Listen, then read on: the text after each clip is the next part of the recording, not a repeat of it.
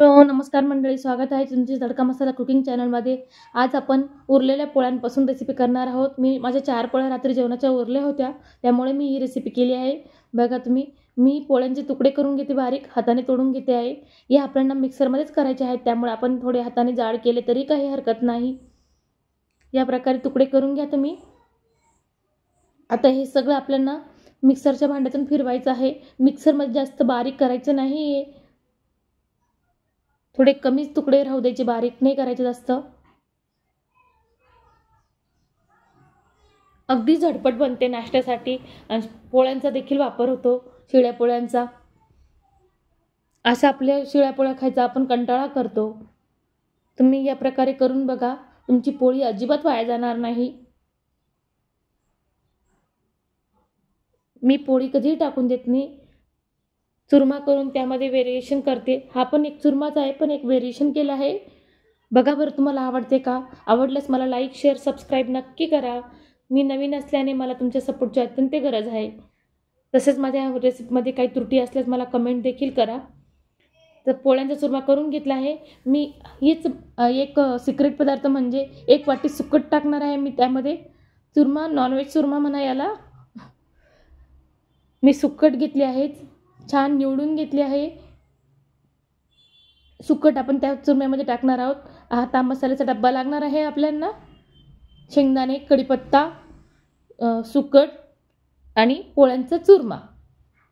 चला तर आपण करूया मग. मी एक कांदा घेतला आहे, तो प्रथम बारीक करून घेते. मी एकच कांदा टाकणार आहे. कढईत तेल घेतलं आहे.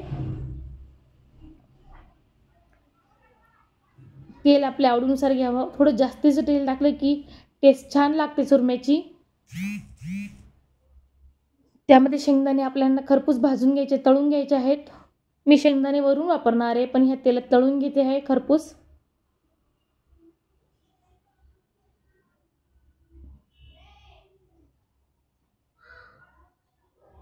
शेंगदाणे शक्यतो मंद गॅसवरच तळायचे आहे, त्याच्याने खरपूस होतात ते, जळत देखील नाही वरती. आता आपण एका डिशमध्ये शेंगदाणे काढून घेऊ.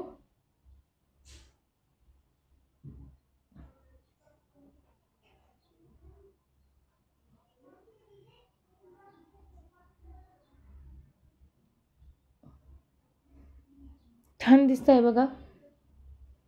अगदी झटपट बनतो हा नाश्ता. जर पोळ्या उरल्या असेल तर पोहे उपमा करण्यापेक्षा हा नाश्ता करा. सगळेच आवडीने खातील. पोळ्यांचा देखील वापर होईल. आता त्याच तेलामध्ये मी कांदा बारीक करून टाकणार आहे.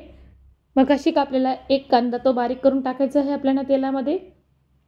कांदा परतलं की त्यामध्ये कढीपत्त्याची पाने टाकायची आहेत आपल्याला. कढीपत्त्याची पाने देखील छान तळून घ्यायची आहेत आपल्याला. आता आपण त्यामध्ये कोरडे मसाले टाकूया. मी 1 चमचा जिरा घेतला आहे, 1 चमचा मोहरी घेतली आहे. जिरं मोहरी छान परतून घ्यायची आहे आपल्याला.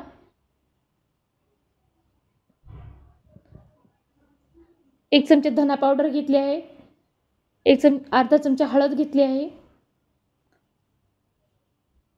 2 चमचे कांदा लसूण मसाला टाकणार आहे. 1 चमचा लाल तिखट, थोडा काळा मसाला. तुमच्याकडे जे मसाले अवेलेबल असतील ते टाकायचे आहेत तुम्ही. हे माझे घरगुती मसाले आहेत.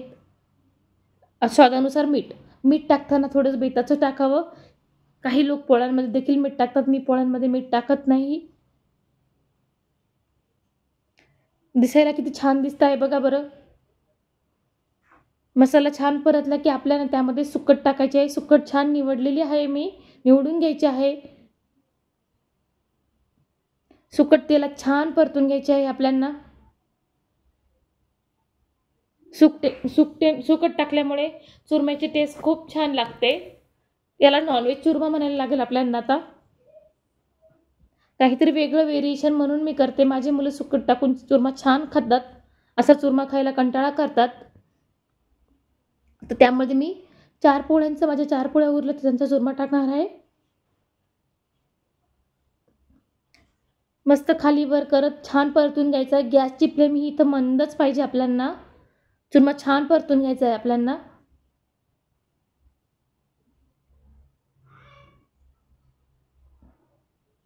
या प्रकारे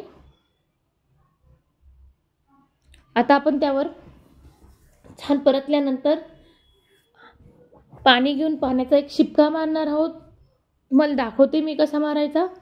त्याच्याने छान मऊ होतो चुरमा. गरम देखील लवकर होतो, छान लागतो, परतला छान जातो, मसाले जळत नाही. थोडे मोठे तुकडे राहिले आहेत चुरम्यामध्ये, ते पोळीचे काढून घेते आणि बारीक करून टाकते पुन्हा. आता हातात पाणी घेऊन आपल्याला चुरम्यावर शिंतोडे द्यायचे आहेत. मी अगदी 2-3 वेळेस शिंतोडे दिलेत आणि झाकण ठेवलं आहे त्याच्यावर. 5 मिनिटे वाफ काढून घ्यायची आहे आपल्याला. 5 मिनिटानंतर पुन्हा आपल्याला झाकण खोलून हलवून घ्यायचा आहे चुरमा. छान मिक्स करून घ्यायचा. या प्रकारे अगदी झटपट बनतो, पोटभरीचा नाश्ता होतो.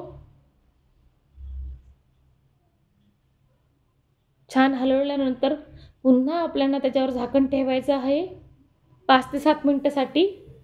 छान वाफळलेला चुरमा तयार होईल. मग इथे आपण हिरवी मिरची, लसूणचं देखील वाटण टाकू शकतो. आता त्याच्यावर झाकण ठेवलं आणि 5 मिनिटांनी पुन्हा मी हलवून घेणार आहे. माझ्या रेसिपीज आवडल्यास मला लाईक, शेअर, सबस्क्राईब नक्की करा. आता मी सर्व करून घेते. डिश घ्यायची. माझ्याकडे कोथिंबीर नाही अवेलेबल. कोथिंबीर बारीक करून टाकायची आहे यातून आपल्याला. सध्या माझी कोथिंबीर संपली आहे. सर्व करून घेऊया आपण. वरून शेंगदाणे पेरून द्यायचे आहेत. त्याच्यावर आपण बारीक शेव देखील पेरू शकतो. कसा दिसतो आहे बघा बरं. माझी रेसिपी बघितल्याबद्दल धन्यवाद. Thanks for watching.